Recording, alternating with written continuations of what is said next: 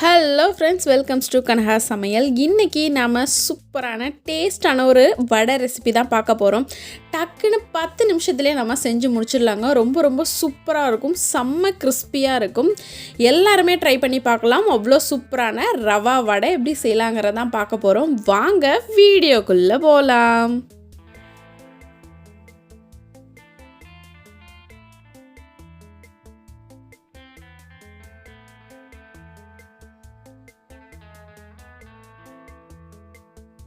First ஒரு pan வச்சுக்கோங்க.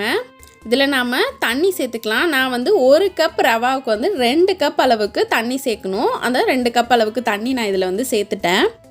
இப்போ இந்த தண்ணியிலே நம்ம செய்ய போகிற வடைக்கு தேவையான அளவுக்கு உப்பு சேர்த்துக்கலாம். கொஞ்சமாக எண்ணெய் சேர்த்துக்கலாம். ஒரு டேபிள்லேருந்து 1.5 டேபிள் ஸ்பூன் அளவுக்கு எண்ணெய் சேர்த்துக்கோங்க. இப்போ தண்ணி நல்லா கொதிக்கணும். இப்போ தண்ணி நல்லா கொதிச்சிடுச்சு. இப்போ நம்ம 1 கப் அளவுக்கு ரவா சேர்த்துக்கலாம். கொஞ்சம் சிம்மில் வச்சுட்டு ரவாவை சேர்த்துட்டு அதுக்கப்புறமா நல்லா மிக்ஸ் பண்ணிவிட்டு கட்டி இல்லாமல் இருக்கும்போது ஹையில் வச்சுக்கோங்க. ஏன்னா தண்ணி கொதிக்கும் போது நீங்கள் ரவாவை போட்டிங்கன்னா அப்படியே கட்டி தட்டிடும். அதனால் சிம்மில் வச்சுட்டு போட்டுட்டு அதுக்கப்புறம் ஹை பண்ணிக்கோங்க. இப்போது ரவா இந்த தண்ணியில் நல்லா குக்காகி வரணும். நல்லா வெந்து வர வரைக்கும் இந்த மாதிரி மிக்ஸ் பண்ணி விட்டுட்டே இருங்க. அப்போ தான் கட்டி இல்லாமல் இருக்கும். நீங்கள் 1 கப்புக்கு 2 கப் அளவுக்கு தண்ணி ஊற்றுனீங்க அப்படின்னா தான் கரெக்டாக இருக்கும். கம்மியாக ஊற்றுனீங்க அப்படின்னா ரவா உங்களுக்கு சரியாக குக் ஆகாமல் போயிடும். அதனால் அளவு கரெக்டாக பார்த்து செய்யுங்க. சூப்பரான டேஸ்ட்டில் உங்களுக்கு அப்போ தான் கிடைக்கும். இப்போது தண்ணியெல்லாம் நல்லா சுண்டிடுச்சு. ரவாவும் ஓரளவுக்கு வெந்துருச்சு. இருந்தாலும் நம்ம நல்லா வேக வச்சுக்கலாம். சிம்மில் வச்சு இப்படியே ஒரு 10 நிமிஷம் வேக விடுங்க. மூடி போட்டு வேணாலும் நீங்கள் வேக விடலாம். மேக்ஸிமம் இது வெந்துடுச்சு அப்படிங்கிறதுனால நான் சிம்மில் வச்சு அப்பப்போ லைட்டாக திருப்பி விட்டுக்கிட்டே இருக்கேன். இந்த மாதிரி கலரி விட்டோம் அப்படின்னா ஃபுல்லாக எல்லா இடமும் நல்லா ஈவனாக குக்காகி வருங்கிறதுனால. தண்ணியெல்லாம் நல்லா சுண்டிடுச்சு. ரவாவும் நல்லா வெந்துடுச்சு. இன்னும் ஒரு 5 நிமிஷம் இதை வச்சுட்டு நம்ம எடுத்துக்கலாம். சிம்லே வச்சுருங்க, ஹையில் வைக்காதீங்க. இப்போ பார்த்திங்கன்னா 5 நிமிஷம் ஆயிடுச்சு. நான் அடுப்பை ஆஃப் பண்ணிட்டேன்.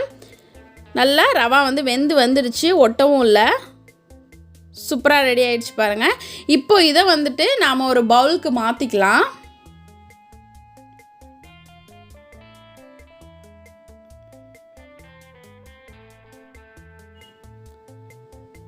இப்போது வேறு ஒரு பவுலுக்கு மாற்றியாச்சு. மாற்றிட்டு நல்லா மிக்ஸ் பண்ணி விட்டுக்கலாம். இது நல்லா ஆறணும். இது நல்லா ஆறினதுக்கு அப்புறமா தான் நாம் இதில் வெங்காயம்லாம் சேர்க்க போகிறோம்.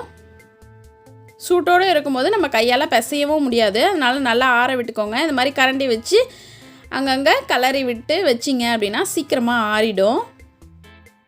ஃபேன் காற்றுல வச்சு வேணாலும் நீங்கள் ஆற வச்சுக்கலாம். இப்போ பார்த்தீங்க அப்படின்னா ரவா நல்லா ஆறிடுச்சு. இதில் நம்ம ஒரு 1/2 டேபிள் ஸ்பூன் அளவுக்கு மிளகுத்தூள் சேர்த்துக்கலாம். கொஞ்சமாக கொத்தமல்லி, கருவேப்பிலை எல்லாமே பொடியாக கட் பண்ணி சேர்த்துக்கோங்க.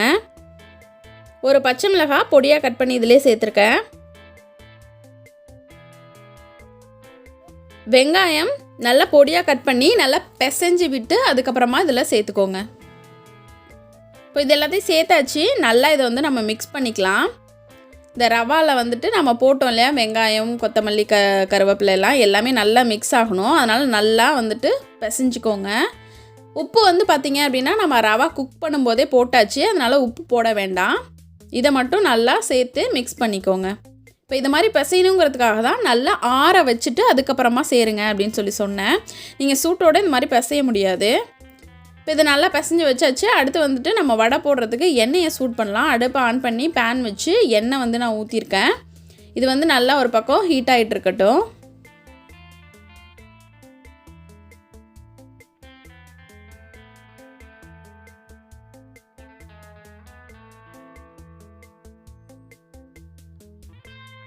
இப்போ எண்ணெய் நல்லா சூடாயிடுச்சு. இப்போ நம்ம மிக்ஸ் பண்ணி வச்சுருக்கோம் இல்லையா, இந்த மாவுலேருந்து கொஞ்சம் கொஞ்சமாக ஒரு சின்ன உருண்டை எடுத்து நல்லா தட்டி நம்ம மெதுவடை எப்படி போடுவோமோ அதை மாதிரி போட போகிறோம். பாருங்கள், நல்லா உருட்டிட்டு இன்னொரு கையில் வச்சு நல்லா ப்ரெஸ் பண்ணிக்கோங்க. ப்ரெஸ் பண்ணிவிட்டு நடுவில் சின்னதாக ஒரு ஹோல் போட்டுக்கலாம். ஹோல் போட்டாச்சு. இப்போ இதை எண்ணெயில் போட்டுடலாம். இதே மாதிரியே சின்ன சின்ன பால்ஸாக எடுத்து நம்ம உருட்டி தட்டி எண்ணெயில் போட போகிறோம். இப்போ உங்களுக்கு ரவா ஒட்டுற மாதிரி இருந்துச்சுன்னா கையில் கொஞ்சம் எண்ணெய் தடவிக்கோங்க. எண்ணெய் தடவிக்கிட்டிங்கன்னா உங்களுக்கு ஒட்டாது. மேக்ஸிமம் வந்து உங்களுக்கு ஒட்டாமல் தான் வரும். அப்படி ஒட்டுற மாதிரி இருந்துச்சுன்னா எண்ணெய் தடவிக்கோங்க.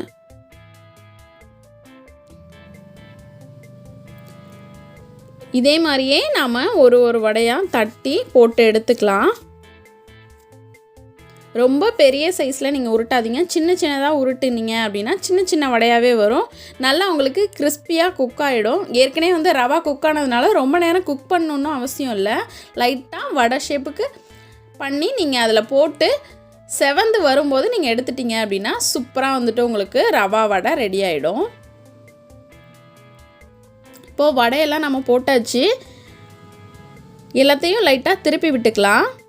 கொஞ்சம் கலர் சேஞ்ச் ஆனதுக்கப்புறமா திருப்பி விடுங்க. நீங்கள் போட்ட உடனே திருப்பி விட்டீங்க அப்படின்னா அப்படியே வந்து அது உடஞ்சி போயிடும். அதனால் நீங்கள் வந்துட்டு கொஞ்சம் கலர் சேஞ்ச் ஆனதுக்கப்புறமா திருப்பி விட்டீங்க அப்படின்னா உங்களுக்கு உடையாமல் வரும்.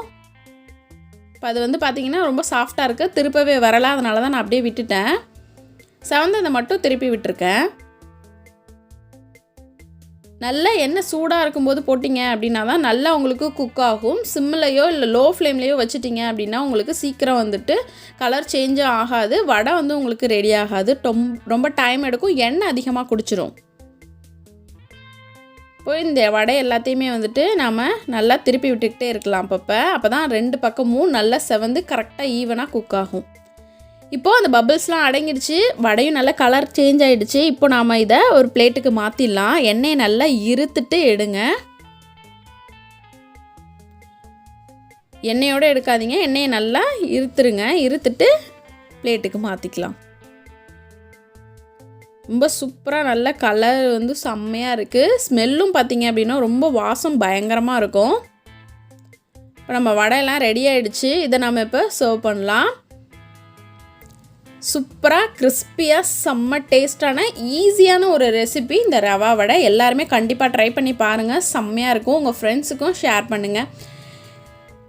இந்த வீடியோ உங்களுக்கு பிடிச்சிருந்துச்சுன்னா லைக் பண்ணுங்கள், ஷேர் பண்ணுங்கள், கமெண்ட் பண்ணுங்கள். மறக்காமல் எங்கள் சேனலுக்கு சப்ஸ்கிரைப் பண்ணுங்கள். கூடவே பக்கத்தில் இருக்க பெல் பட்டனை ப்ரெஸ் பண்ண மறந்துடாதீங்க. Thank you friends.